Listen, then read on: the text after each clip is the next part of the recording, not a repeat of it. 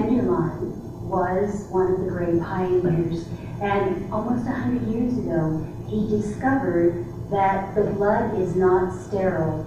That's a small statement, but it's a huge, huge discovery. Imagine if you thought the world was flat, how that would change everything. And what would it be like if you got your travel tickets from a travel agent that thought the world was flat? Who knows where you might end up, right? Well, if you thought the blood was sterile and you're treating based on Pasteur's germ theory that everything is due to air germs somewhere outside of the body, imagine how that changes everything. But come to find out, the blood is not only not sterile, but it is the home to many different microbes that live in a symbiosis with us. And based on the pH of the blood, which is their environment, they will either grow and become pathological, or they will remain in their low valent form and be our friend. They are our immune system.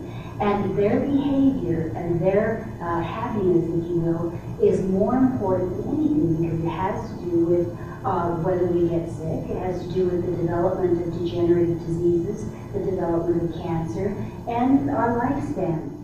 This is a picture of Antoine Béchamp. Antoine Béchamp was the quiet, intelligent chemist doing the studies on fermentation at the same time as Louis Pasteur. They were both trying to see how they could make a better wine for France by studying the intricacies of fermentation. And they ended up finding out that, what do you know, we're part of that fermenting cycle as well. Louis Pasteur concluded that all germs come from outside, and that that's what caused fermentation, and that the blood itself is a sterile terrain.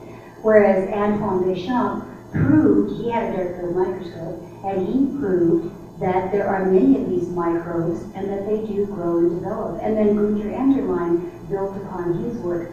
You know, when Antoine Béchamp died, there were 8 pages of credits and degrees that he had.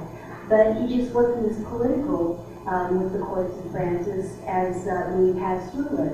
So unfortunately for the rest of us, we've gone 150 years, down this flat earth, come to find out that the blood is not sterile.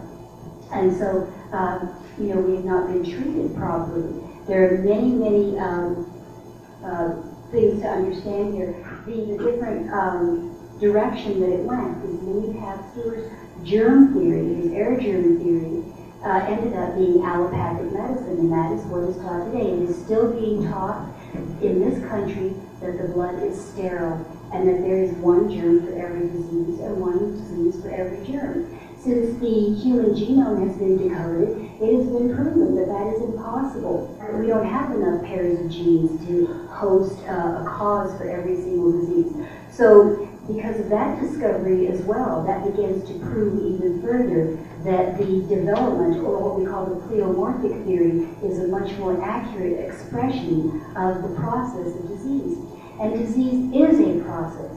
It is a process of developing from one phase to the next. It develops. You don't just wake up one day with a cancer tumor. You've been having symptoms and suspicions for a long time that things are not right.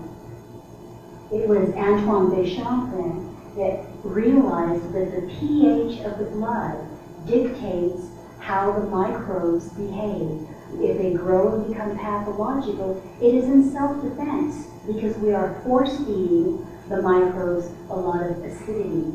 And knowing this and understanding this, if you continue to allow your pH to become acidic, you're setting the prairie on fire and setting the ground for degenerative and serious disease. So it was then Enderlein was building upon that, where he discovered the different life cycles of the microbes. And that is what we call pleomorphism.